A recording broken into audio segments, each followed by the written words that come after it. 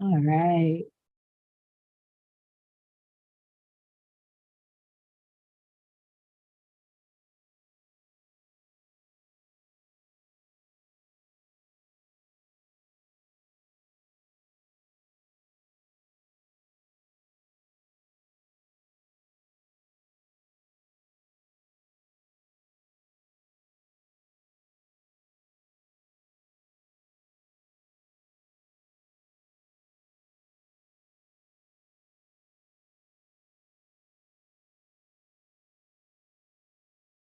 All right. Everybody is, you're still in there as South Florida Board of Realtors, Andrew.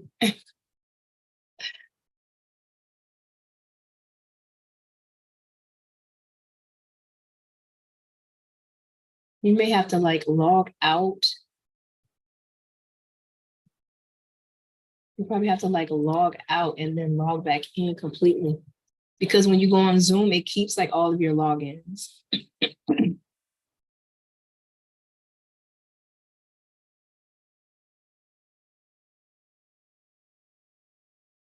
All right. It's technically yes, Jackie, because it's gonna record to YouTube. You guys are not already following our YouTube page. It's also gonna be in the in the Facebook community. So technically, yes. Thank you for checking. All right, guys, it is 12:01. Happy Thursday.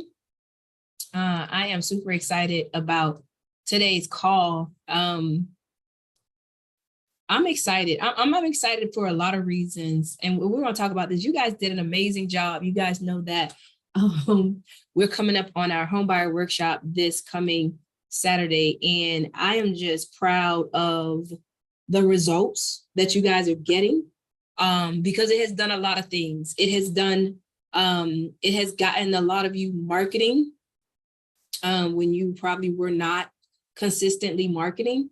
It has gotten a lot of you leads. It has given you all insight into what it takes to build a consistent buyer pipeline.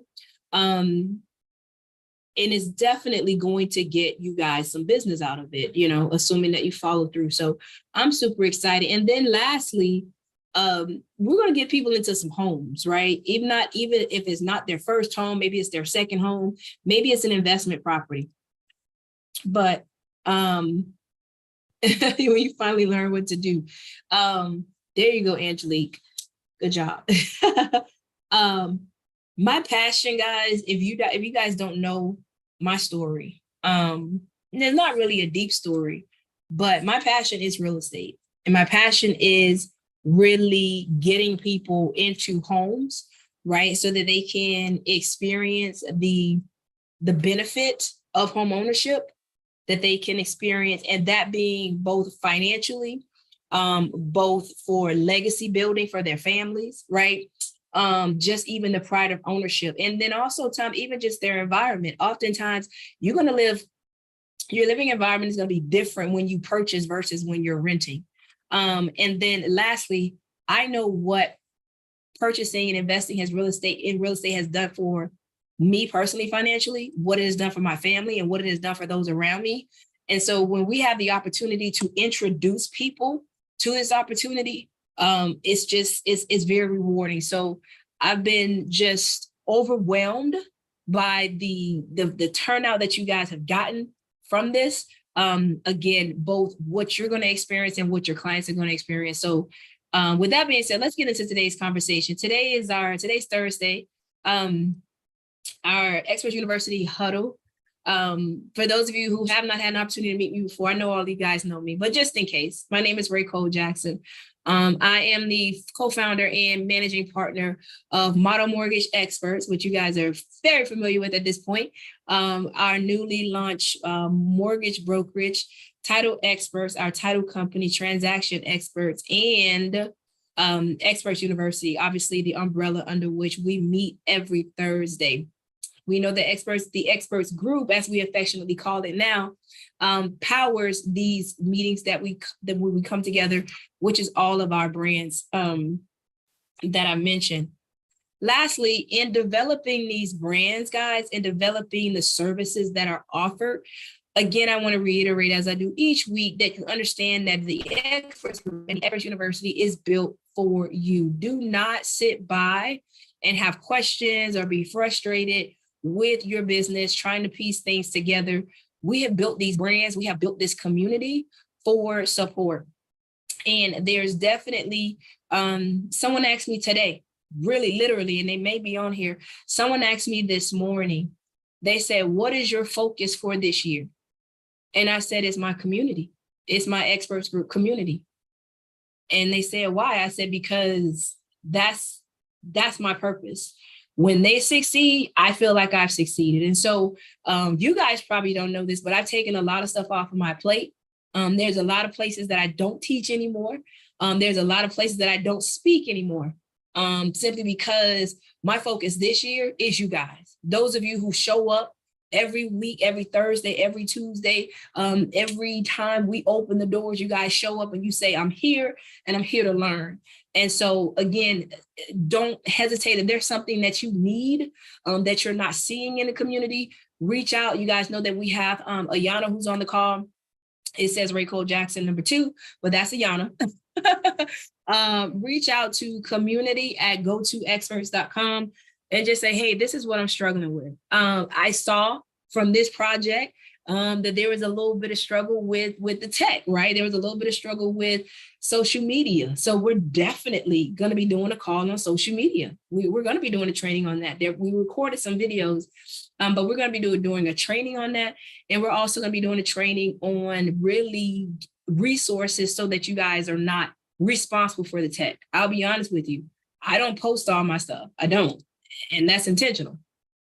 That's intentional. And I don't anticipate for you guys to have to post all of your stuff going forward if that's something that you're not comfortable with, right? I want you guys to have an idea of how to do it. But at the end of the day, I want you to delegate that posting to a resource. And there are resources for that. And there's resources that you don't have to have on your payroll, right? They don't have to be, they can be project specific. And so we're going to have that conversation. Okay. All right. So moving forward, again, you guys always know at the end of the day, what is our end goal, right? The finish line is closing. And so if you have not had an opportunity to work with Title Experts, the closing firm before, we are here and happy to serve. Some of the benefits is our attorney managed firm, dedicated closing team, dedicated transaction coordination, regular status update, and rush processing is available. New contracts sent to contracts@titleexperts.com. General questions sent to closings@titleexperts.com. 8665-experts is our vanity number. You can call us from anywhere in the US from that or at that number. We are 2 days away. As I mentioned earlier, we are just 2 days away. That time flew by. We are just 2 days away from our first virtual home buyer workshop, our first co-hosted home buyer workshop. It is going to be this Saturday, February 18th from 11 a.m. to 12 p.m. We are just 2 days away, not even 2 weeks, 2 days away from this. And you guys, you know what? Definitely a success. Definitely a success. You guys you understood, it did go by fast, right? You guys absolutely understood the assignment. You guys absolutely understood the assignments. We have over 50 something, wait, 57? We have over 57, almost 60, I think, as of this morning, registrants, participants, or attendees. And I know in true fashion, we all do this. They're going to come in. There's some are going to continue to come in between today and tomorrow, because that's just how we do. Even the day of, that's just how we do. And that's fine, guys. Get them in here, get them prepared to have a conversation with you. So you can get them close. So your client signed up, but may not be able to attend. What should you do? Let's talk about that. Because as a matter of fact, we are going to have a Q&A tomorrow, but let me get through this and let's talk about that. Okay. Really quickly, I want to congratulate those that took massive action. Those that took massive action, and they are leading the leaderboard. They are on the leaderboard, the top 5 registration leaders for the group. We have Miss Marissa Hollis. Is one of our top 5. Congratulations. She's coming in now. Look at that. Let's wait for her to come in here and see that she is one of our top 5 leaders for registered attendees. Marissa, we see you coming in. Congratulations. Y'all drop some fire in the chat for Marissa. This girl is building her pipeline of buyers. Also, we have Marceline. Yes, another top 5 with the registrations flowing in. Amelia Doyling. Oh my gosh, top 5.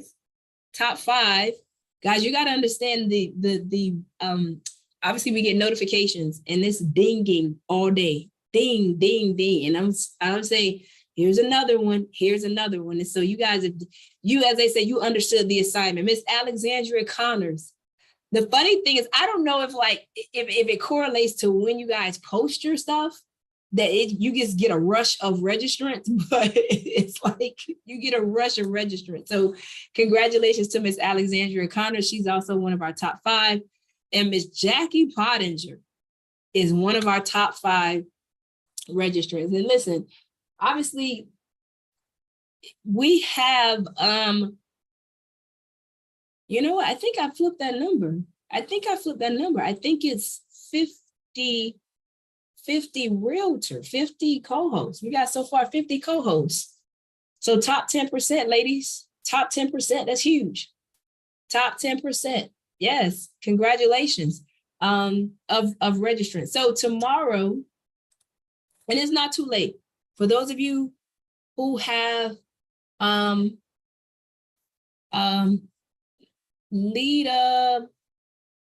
send an email to, hold on one second, because Ayana, do you see Lita's message in the chat? No, I don't see it. Okay, it's direct to me. I'm going to drop her email address in the chat. Send her the link to sign up. As a matter of fact, drop the link in the chat. Just drop the link in the chat, the website. Okay, I will. No, but sign up. Yeah, Lita's asking for it. Tomorrow, and you guys are going to get an email. You're welcome. Tomorrow, we have a Q&A tomorrow at 12 p.m. for the co-hosts. Bring all of your questions. This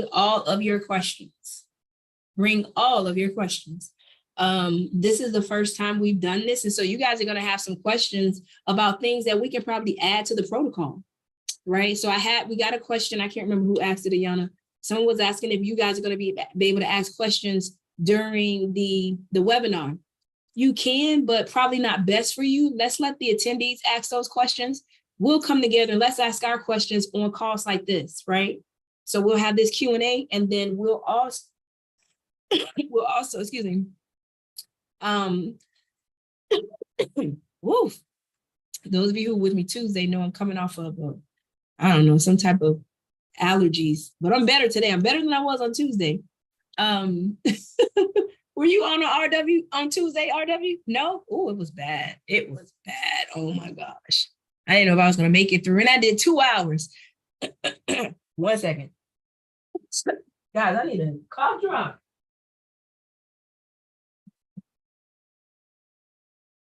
Yeah, Tuesday was bad.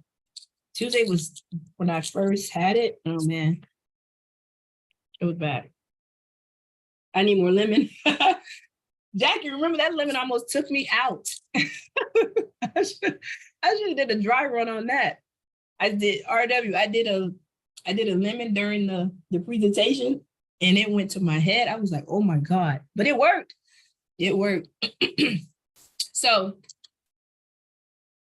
Daniel says, so when do we recommend questions in regards to workshop, the day of, or when you home? When I host a Q&A, yes, tomorrow. Jump on tomorrow, Daniel. Jump on tomorrow. And then going forward, my plan is to, on Mondays, have an open Q&A in the mortgage space, because you guys are going to get a lot of questions surrounding mortgage. And so I want you guys to not only be able to, be able to point your customers to the LO to get their questions answered, but you also have an understanding of it as well, right? So that you're not just like, I don't know, ask the LO. You have a general understanding, but you also point them to the LO for their specific, to get specific answers, right? Yeah, Angelique, right? You want to know information. So jump on tomorrow. For those of you who have registered, the link to this Q&A is going to be emailed to you. So you guys are going to get an email with the link to attend the webinar on Saturday, as well as a link to attend this Q&A tomorrow. Okay, you're going to get that via email. All right, let's get into today's discussion.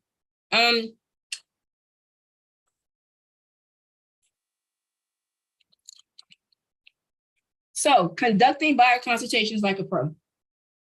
So I have, hold on one second, guys. I had to take out this cough drop before I choke. That would be the worst thing. You can't talk with a cough drop. So conducting buyer consultations like a pro. You ready? You ready? You get ready to come on camera, because since you're here, I want you to go ahead and chime in. So conducting yes, you, Angelique, conducting buyer consultation like a pro. If you're available, if not, no worries. Conducting buyer consultations like a pro. In preparation for this Saturday, guys, I want you to be prepared to have in your, I appreciate that, have in mind your buyer consultation framework, your protocol, right?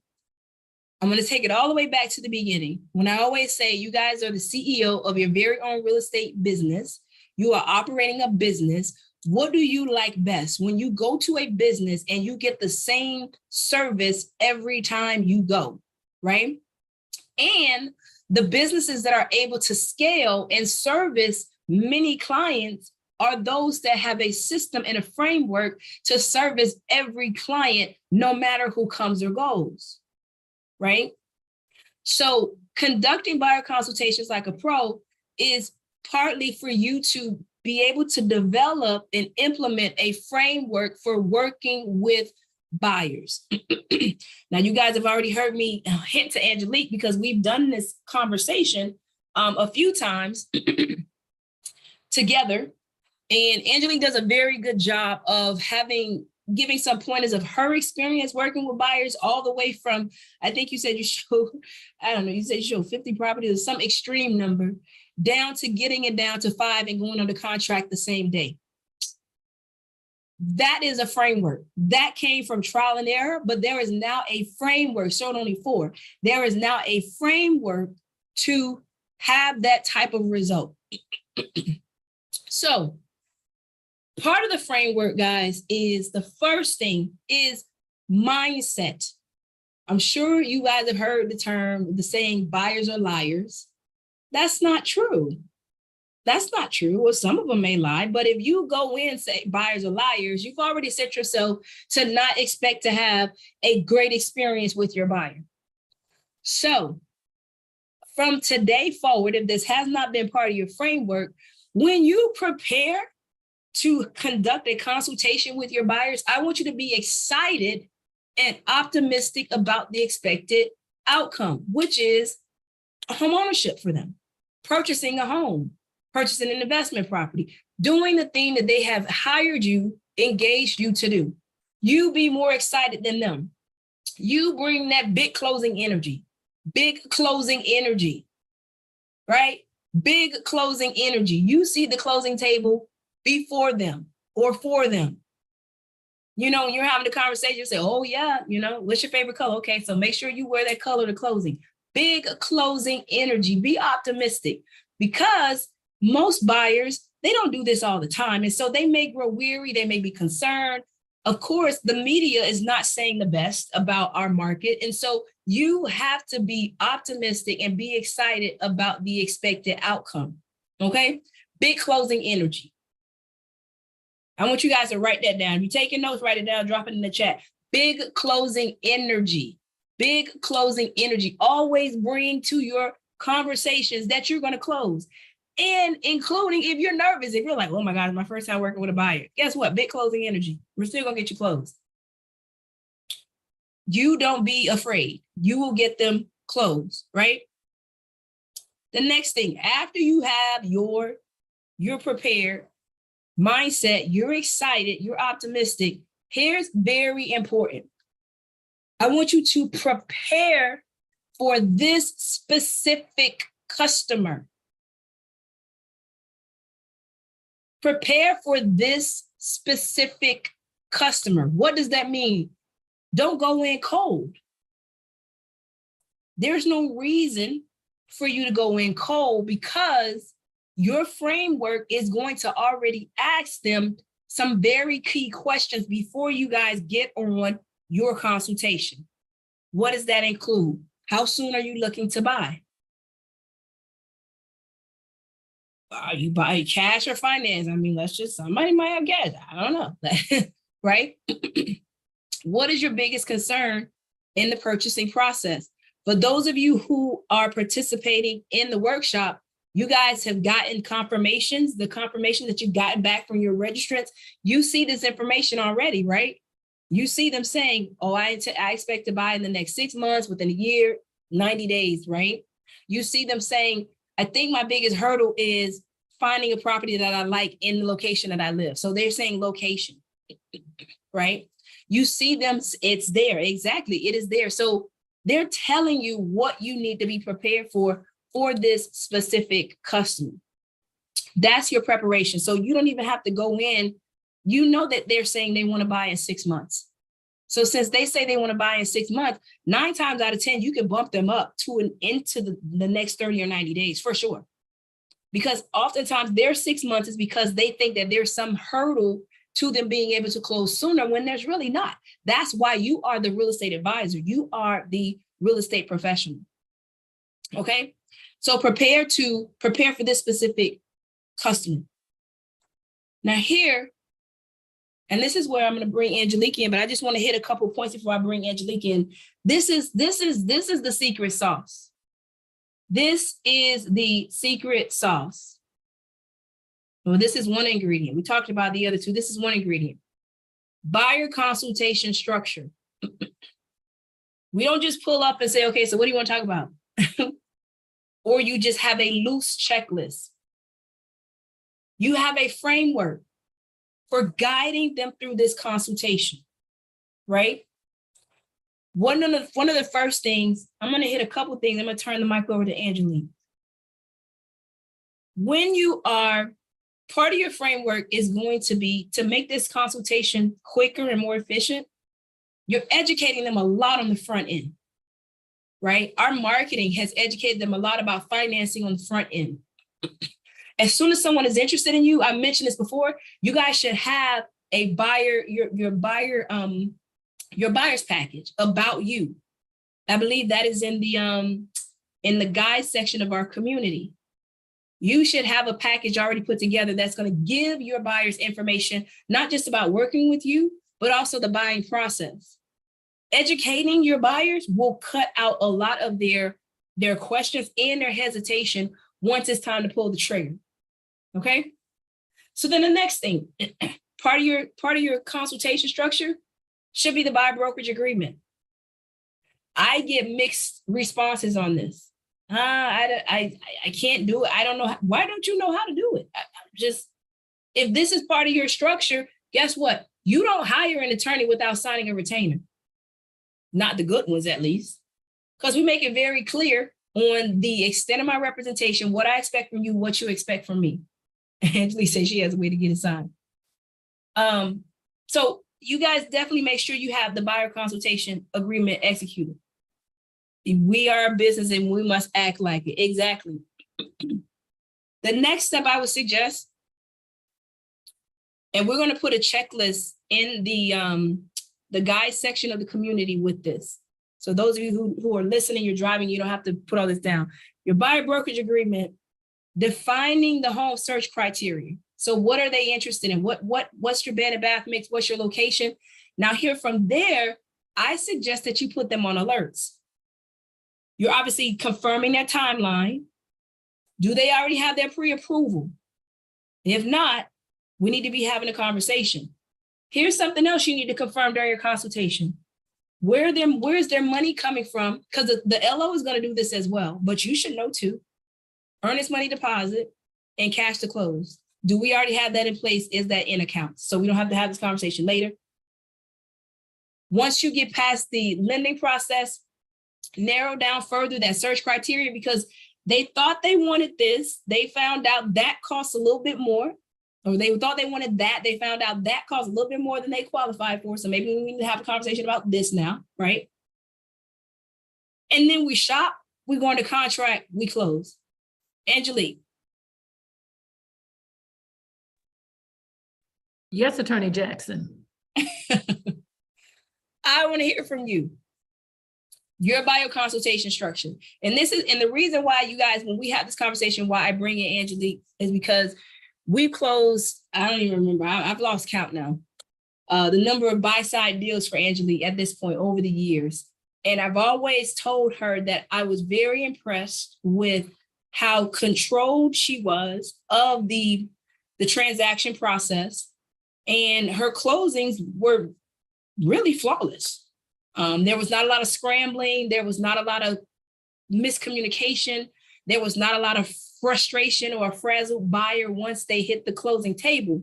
And so I've always, when I've had these conversations, to bring another voice to the community, ask Angelique to jump in and give us a little bit of how she was able to go from, like you mentioned, showing, how many properties did you show the lady, Angelique? I forget. Oh, it was 8 properties in one day in the same neighborhood. And the long and short of it, we broke it down to 2 properties. And then she said to me, mind you, I prepared, I was ready. And I said, well, out of the 2, which one would you choose? She said, I had to think about it. I said, I think I almost lost my mind. I'm like, I take you to the area of choice. I show you exactly what you want to see. I did it in a timely manner, and you said you had to think about it. And at that moment, that's when I thought about my time. And I said, there's got to be something that I'm not doing right. It's not the buyer, it's me, because a decision should have been made that day. And that's when I changed my whole concept of how I work with buyers. So what does your consultation look like, Angelique? My consultation? Yeah. It's a whole mastering the buyer's consultation. And I'm going to go in short because I know time is of the essence. But, the first thing I do before I have a consultation, first of all, the reason why I have a buyer's consultation is to see if I even want to work with the person, because my time is of value. So I don't know what this person's mindset is. I don't know what they're doing, but what I do know is what the market trend is. So at the end of the day, if you're telling me you're trying to move into a house in 45 days, that urgency doesn't work for the market. So that right there is going to give me an indication if I can work with you or not. Although I might be the best professional there is, at the end of the day, the market calls the shots. So am I really going to be able to get this person in a property in 30 to 45 days? Probably not. We haven't even started looking yet, right? Even if I had to close. So that's one of the reasons. Anyway, the first thing I do before I even have a buyer's consultation is that I reach out to the lender. I reach out to the lender for several reasons. One, I want to introduce myself. I don't know if anybody on here has ever reached out to a lender and the lender doesn't remember the person's name, or they'll say, oh no, Sheila Jones, the other realtor, is working with Carol. And so all of a sudden now I know that there's more than one person working with this person. So that's also something important as well. So that's why I called the lender. I called the lender for other reasons as well, to forge a relationship, because at the end of the day, lenders are out there doing business all day long. After I meet with the lender and speak to the lender regarding some basic questions that I do ask, I don't get too much in there, but I do ask things about how high the person can go in taxes, how high they can go in HOA, how high they can go in insurance. Because at the end of the day, we might find a property on the MLS that fits the customer price-wise, criteria of what they want. But if the taxes in the HOA are too high, then guess what? We don't need to go and see that property. at all. One of my quick tips to this and how I downsize it as well. What if you do find a property that fits your customer perfectly, like the lender said, $400,000, $3,500 in taxes, and $200 in HOA. It all works. Let's go see the property. Wait, no, I don't go show the property. The reason why I don't is because I check the estimated taxes for the following year. Why do I do that? Because I want repeat business. It is not our job. It is not a part of our code of ethics to go and do that in any shape, form, or fashion. But the reason why I do it is because Carol probably can't afford this house next year. So Mr. and Mrs. Johnson bought the house 20 years ago. They happen to be senior citizens. Then on top of that, they turn around and they get some other discount. So their taxes were really low. Well, the property appraiser is going to come now and appraise that property when Carol owns it, and they bought it for $200. Carol's going to buy it for $400. Did you think the property taxes are going to go up? Of course they are. Mm-hmm. So I show Carol before I go out, I say, Carol, look, this meets everything that the lender said. But look, and everywhere in the country, everybody pays taxes. So there is a county appraisal in every city because that's how cities are run, right? Through taxes. So I go on the estimator and estimate what the taxes are going to be for the next year. Carol, there's going to be an increase of $250 a month in your taxes for the following year after you claim homestead. Are you going to be able to afford this? That's when Carol now says, Angelique, yeah, I think I can fit it into the budget. Or Carol may say, Angelique, that's going to be too much because it's going to make my whole mortgage, X amount of dollars, and I don't think I'm going to be able to afford it. There's a question here that you have, Ray Cole, somebody's asking. Yeah, I'm responding in the chat. Go ahead, keep going. Oh, okay. So in that sense, so that's one of the ways. They're following you. Oh, okay. That's the way that I downsize in showing properties because I look up the taxes for the next year. I have literally gotten listings because people couldn't pay their taxes for the following year because the realtor didn't even tell them. Again, it's not your responsibility to tell anybody about taxes, but it's definitely a good tip to use at all times. In my so after I talk to the lender, it's also important for me to send a handwritten note card. To answer your question, I've done about 42 deals with Ray Cole because she sent me a handwritten note card every single time we closed the deal. And that's how I count, and I have every note card to this day. I send a handwritten note card to the lender. Why do I do that? Because I'm forging a relationship. Has anybody on here ever sent a handwritten note card to the lender? Listen, lenders go out all day long. They meet people who want to buy, and they don't have a realtor. The lender's going to remember, Angelique Hibbert sent a note card to me. Yes. Thank you for taking my call. Looking forward to seeing you at the closing table. It doesn't have to be anything detailed. Just taking my call, letting me know that, listen, this person is also working with Sheila or whomever the person may be. Buyer's presentation, you welcome them. And let me tell you, I know that we're doing Zoom these days. Listen, make your Zoom fantastic. You see in my backdrop right there? Yes, I have where I live in Bell Harbor. That's what I have. But if I was doing a Zoom for a customer, guess what I would do? I would have Mr. and Mrs. Johnson's name on my backdrop. Make them feel special, right? If we're doing a Zoom. So that might work as well. It's worked for me and they feel very like, wow, our name is on the back. I put Mr. and Mrs. Johnson on their way to closing. Put something back there in your backdrop so they can see that you have done something a little special for them. It doesn't cost you anything to do that. So I get involved. So you offer them water, tea, or whatever at your, wherever you are, if you're in person. You also want to have your presentation.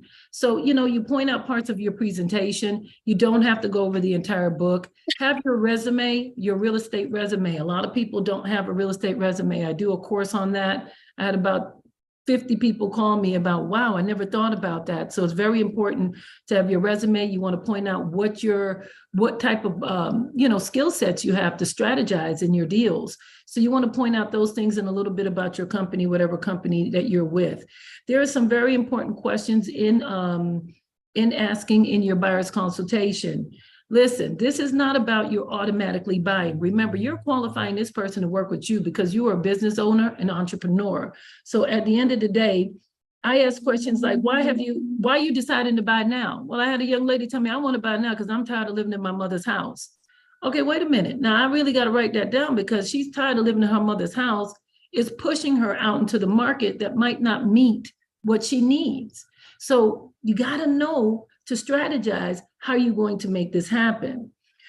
You also want to know how fast they want to move. Somebody might tell you, listen, I want to be at my mom's house in 30 days. Okay, we already know that's not realistic. That's not happening, right? Not even in the cash deal in some cases, because you still have title work to do. When would you like to move by? Okay, is this just you or you and your family? You want to know if the person has a significant other, 2 kids, a girl and a boy, are their in-laws moving with them, that sort of thing. Here's a major question. Are there any other decision makers? Why am I taking Carol to go see the property and her husband has to be there? So I'm going to take Carol to see it on Monday and go back to the same house on Wednesday. Well, in this market, it doesn't work because the property's already gone, right? So that's some very good questions to ask, in my opinion. Getting into details, you want to ask about the area of choice. The area of choice is very, very important. Well, Carol said she lived in Fort Lauderdale, but she wants to live in Homestead because it's least expensive. Wait a minute, so you're going to drive from Homestead to Fort Lauderdale? So Carol, wait a minute, explain this to me. That's a 45-minute drive in and out. That means you got to get up early. You got to drop the 2 kids to school. You're going to buy this new house. It's going to be great. Carol, Monday through Friday, you work, right? Okay, great. Okay, I got it. Saturday, you're going to spend your whole day doing everything you couldn't do in the week because now you're driving your car further, more wear and tear. You can't stop at the bank. You can't stop at the grocery store because you got so much stuff to do to go to this big house you're going to buy, right? So you buy this house. So here is Saturday. You get everything done Saturday. You finally get to sit down at 8 o'clock at night. Okay, well, I don't know. You might go to church on Sunday. Well, here it is. Guess what? Sunday after church, you're cooking dinner. Now, guess what? You're preparing for Monday. When are you going to live in this house, Carol, that you're paying for? You just bought the house to say, I bought a house? So in other words, what I do is kind of bring out the realness and what's really happening, and people really respect it. We aren't professionals, but we are people as well. Carol, this is not making any sense.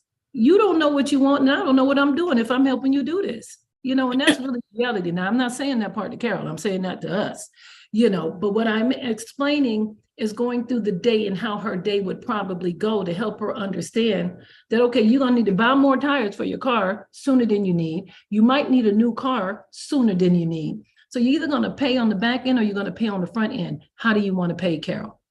And that's the question. So those are things that I get into with area choice. Ask them about their criteria. Yes, I want to live west of the I-75 in Pembroke Pines. I want to live in a 4-bedroom, 2-bathroom, with a garage and a pool and a view of a lake, but I'm approved for $400,000. Okay, write it down. Also, too, what I do is that I do not write these notes in my phone. When you're in your phone, you're looking as if you're not paying attention. Have a notepad or a notebook. It's very, very important, and I'm going to tell you why. Write it down. They like to see you writing it down. Like when you go to the doctor's office and you're talking to them and they writing stuff in your chart, you're like, what's they writing in the chart? They're writing stuff down in the chart, right? So that was a Seinfeld episode, those of you who watch Seinfeld. But anyway, carrying on. You want to view the criteria with them from your notes. So now you want to talk to them. Okay, Carol, you want to live off the 75, west of 75, Pembroke Pines to 184th. You want a 4-bedroom, 2-bathroom with a pool, 3-car garage. Okay, you're approved for $400,000. Don't kill a dream. Write it down. All you're doing is responding. You're talking to them, right? Ask them if there's anything they like to ask. Yes, you know what? Little Bobby said he wanted a pool. Let's add the pool too. Okay, now we know in our mind that house is already at $850,000 to $1.2 million, but Carol's at $400,000. Let Carol dream. It's okay, Carol. Go ahead and dream. We don't want to kill nobody's dreams. We keep it moving, right? Ask them what they would like their monthly payment to be. Now, Carol's going to tell you, I don't want my monthly payment to be $2,300. Matter of fact, I can go to $25,000. Well, we already know that Carol's dream is at $5,600, but that's okay. Let Carol dream. All right. So we move right along. And then this is the great part. You open up your computer, right? Your computer or your whatever you have that you're going to show them, and you get into the MLS and you map out the I-75. You map it all out. It looks good. Okay. And it pops up. Don't put anything in the criteria. Just circle out the area that where Carol wants to live.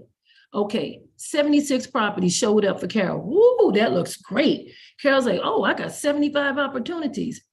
All we did was map out the area. Okay, pointed out, oh, Carol, it's 75 properties available in the area of choice. How many bedrooms and bathrooms? So now you're going to put in the 4 bedrooms and the 2 bathrooms, right? What happens to that 75? Can anybody tell me? Okay, so now we're down to 30 properties. We left 75 and we're down to 30 properties, right? So we've already canceled out. Oops, guess what? You know what? Let me add HOPA. Yeah, because we don't want any of the houses that have the old person act or anything like that. Okay, so it just dropped down. This is really good. It dropped down to 16 properties. We looking real good now. 16 properties. Okay, we're gonna. Okay, wait a minute. Okay, all right. We put in the pool. Okay, the pool. Wait, hold on. Oh, we dropped to 0. Wait, Carol, no pools. We at 0. Carol, do you mind if little Bobby don't get the pool? Take the pool, because we need some numbers. Remember, we need Carol to feel real good, right? So we back at 16. We removed the pool. All right, we real good now. All right. So you pointed out we down to 16. Oh, we're gonna put in the financing. All right, we're gonna put that FHA in right in there right now. Okay, FHA, right? FHA. All right, all right. Okay, so now we good. We down to 7 properties. All right, we down to 7. We started at 76, we down to 7. Okay, we didn't put in what, everybody? What didn't we put? We didn't put the price yet, right? Okay, so here it is. We're gonna put the price in because Carol's still pretty good. We got 7 properties to go. We put in the 400. Oh, Jesus, Carol. There are no properties in this area fitting your criteria. Now, you didn't have to tell Carol that, and you're not going to tell Carol that. Carol is going to do what? See it for herself, because as professionals, our job is to do what? Provide the information. I don't want nobody telling me that I can't afford to live somewhere. I don't feel good with that. I don't want you to tell me that. I want you to show, you're showing me by doing what you're doing as a professional, right? And I'm just typing in what everything that Carol said from the notes that we wrote down. So Carol now realized that she really can't live off the I-75 in this particular area. So now this is the point where you can now have a conversation with Carol about different areas of choice.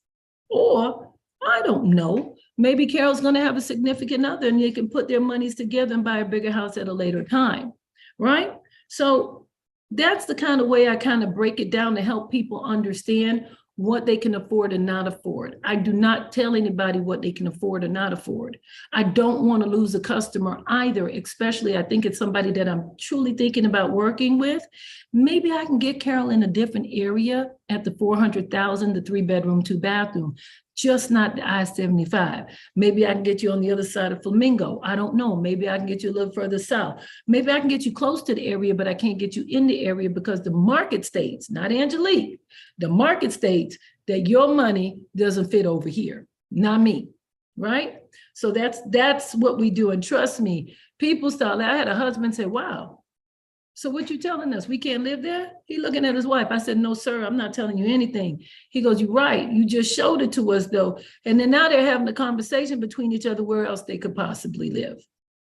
Keep it real simple, right? So then we get into the questions part of it where we actually, get to that part where we have given a great presentation. Everything has been great. You have showed them the taxes. And let's say you found a house that Carol really wanted. You ask Carol, would you like to go and see that property today? I literally called right then and there and see if we can see that property today. Carol, we in this, we can go now, right? To see how serious Carol really is, right? So Carol might say, you know what, Angelique, I just love what you did. You know what, let's go see the property. I can see the property. It's just me. She doesn't have anybody else and it's just her, right? So this is great. So before I actually go ahead and make this full appointment, I ask the question that many people don't ask. And again, people like to keep things real, guys. Don't think that people think that, I'm not Jesus and I don't pretend to be Jesus and I don't pretend to be an attorney. None of those things. But I do ask the question, Carol, am I qualified to be your realtor? I asked a question. And listen, Carol said, yes. Because Angelique, you gave, I liked all the information and everything. Yes, I would take you as my realtor.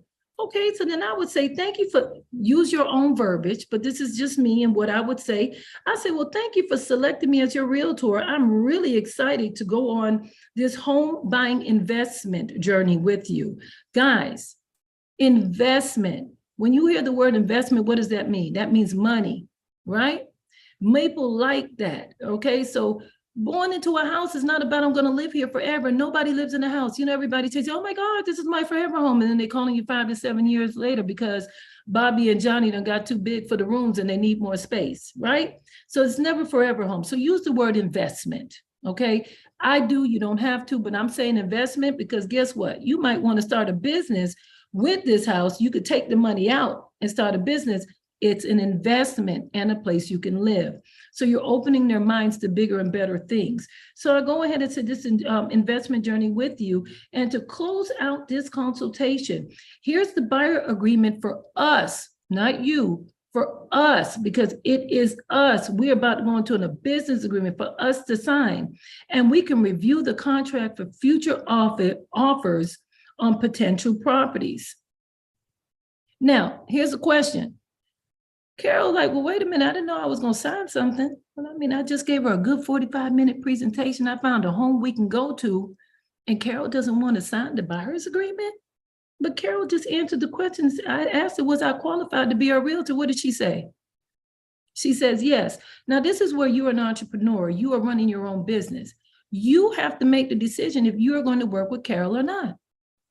If Carol does not want to sign the agreement, and you take Carol out to go see this house, and let's just say that for some reason we went to go look at the house. Carol likes the house, but Carol had somewhere to go. We're going to write up the offer. She's going to sign it. But then Carol gets a phone call from her sister Donna.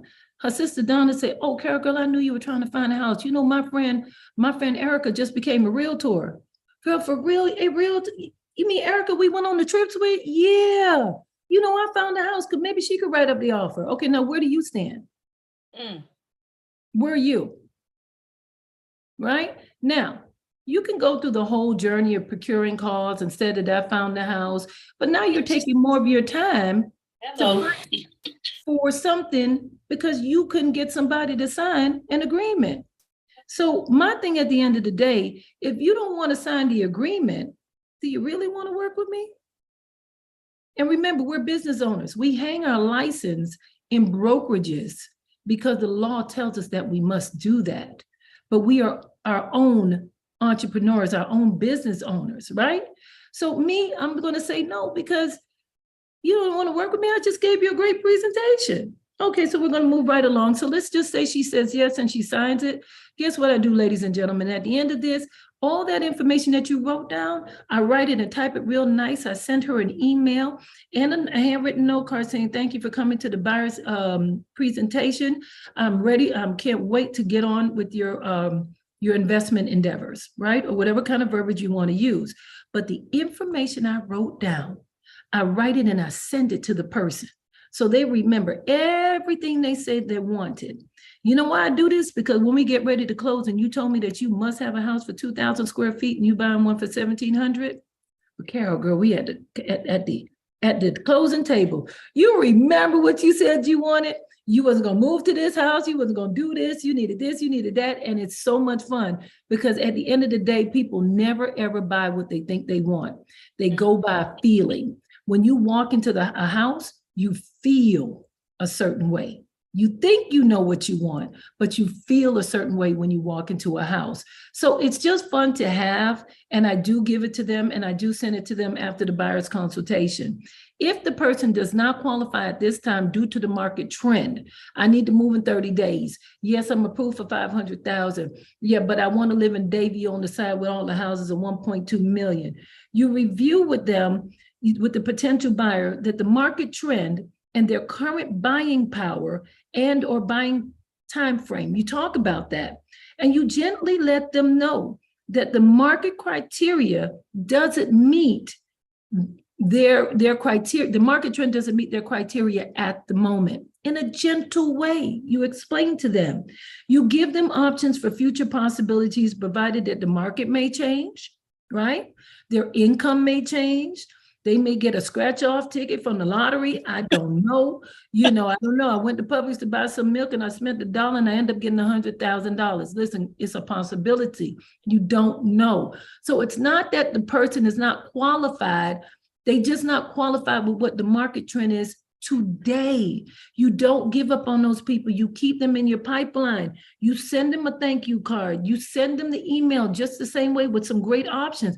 I don't know. Carol might fall in love and meet the right guy. And guess what? Now Carol has a partner who's willing to go with her on a home. And she's going to remember me because guess what? I never gave up on her because she couldn't afford it at the moment. I still sent her a note card. I still made the phone calls. I still followed up with her.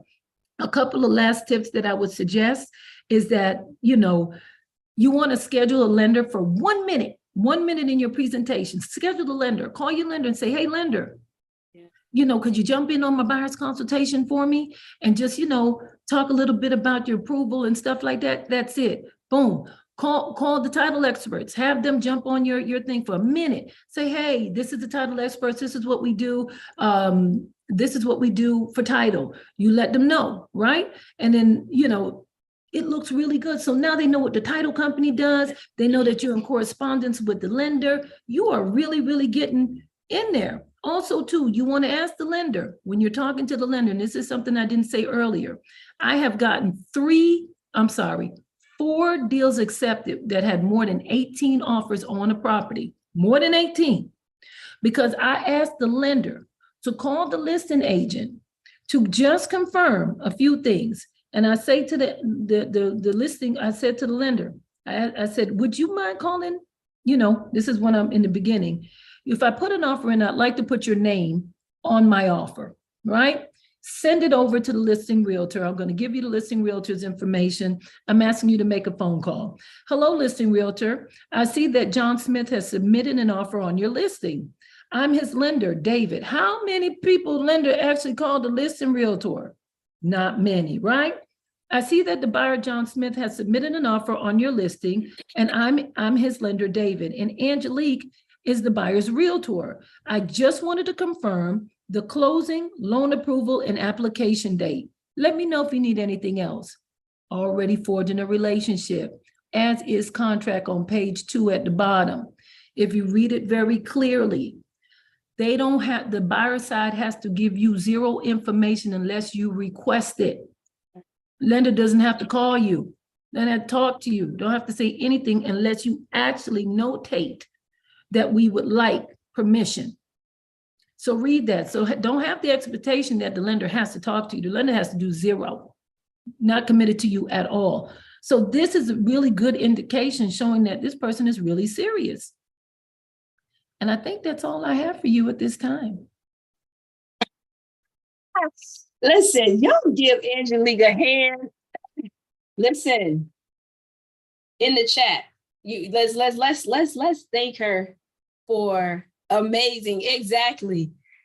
And literally, guys, that is like, Angelique, I think you did it in 15 minutes. That's usually an hour presentation. Maybe we did it in an hour, right? And then I think about an hour is what it usually runs, right? About an hour, 15 minutes, hour and a half. But we're going to get Angelique on the schedule to do this full presentation. This has a Zoom, it has a PDF PowerPoint presentation. Come on, with all the different terminology. This is a PowerPoint presentation, handout and everything. We've been doing this for, 3 years now? I think we started. You did this for the organization. So, and yes, the part about the MLS, that is my favorite part. I was laughing before she even got through it. That is my favorite part of the consultation structure. Let them figure out. Don't never tell them what they can't afford. You drop all of that in the MLS and you let the MLS spit out what their results are. And the rest is history. So thank you so much, Angelique. You guys always have your laptop present, right? You guys keep an eye out. We're going to bring Angelique back to do that full presentation. But today was just a teaser during our huddle in preparation for Saturday. So the last thing, we want to end every consultation with an agreement as to the next steps and the timeline to complete those tasks, right? We don't just leave it wide open. We're going to have an agreement. Angelique just told you, if you said this works and we're good, we're calling now to see whether or not you can see the property, to go see the property now, as well as any other next steps that are necessary. Lastly, I would suggest that with every customer, you have in place a method and incentive to refer new business. Don't you think Carol and Carol's husband, who had a great experience, they're going to go back and talk about that. They're going to for sure go back and talk about that to at least one person. And so you want to be able to say to them, hey, I'm always, a referral is the highest compliment and the highest gratitude for exceptional service to you. here is how you can refer new clients to me. Angelique, go ahead, of course. Just real quick, I want to say something, the importance of anything that I said. If you don't take anything down, please go buy yourself some note cards. I sent down a handwritten note card, just checking on family, just seeing how they were doing. And you know what they said to me? You know, we thinking about selling this house. Out of the blue. I had a $700,000 listing. And guess what? They found their $925,000 house on their own. I did $925,000 plus a $700,000 listing in less than a week, period. Everything closed in 30 days because of a note card. Not because I'm grand, I just write note cards. And I would just, hey, I wrote a note card. I didn't say, remember me as your realtor. I wrote a note card just saying, hey, just checking on you, hope everything is well. That was it. I put 2 business cards in there, keep one, give one away, and that's all that happened. So if you get anything else from it, send a note card. Not only that, after getting that listing, I did the just listed card, and the guy across the street now is selling his house for $700,000. Fundamentals. Fundamentals. Angelique, how long you been in the business? 13 years as a licensed realtor and about 20-something years in the business. There you go. There you go. There you go. Guys, in closing, our last 5 minutes. I think today was amazing. I hope that it has given you the big closing energy and really the wind in your back to prepare for this weekend and to prepare for next week. This weekend is just the tee up for us to have the conversation on this. It was great. I'm glad. Can't wait to rewatch it. Yes, you guys make sure you subscribe to the YouTube channel, and it's also in the community. But I hope that this has inspired you guys and gotten you fired up about your business, But the last thing I'll say about Angelique was, when I started working with Angelique, I was saying, you probably say this as well, Angelique was heavy buy side. And Angelique has now pivoted, and she leverages her work on the buy side. And now she is more listing side. But again, she's getting both sides. Remember I told you guys, I've said this. What do sellers want? Sellers want buyers, and buyers want sellers. Look at your business holistically. All right. So in closing, I just want to say with you, a good life is when you smile often, dream big, laugh a lot, and realize how blessed you are for what you have. A good life is when you smile often, dream big, laugh a lot, and realize how blessed you are for what you have. When we come together every Thursday, we talk about building your business. We talk about doing more. We talk about making more, doing more closings, bringing in more clients, and all these things, more. But at the same time, understand and keep as an anchor that a good life is when you smile often, dream big, laugh a lot, and realize how blessed you are for what you have. I want you guys to be happy about what you have as you build more. I want you to be happy with the clientele, the business that you have now as you build more. Gratitude is the seeds. Gratitude is a seed, right? So with that being said, we're going to wrap it up because my voice won't allow me to do anything more. I'm glad you guys enjoyed the call.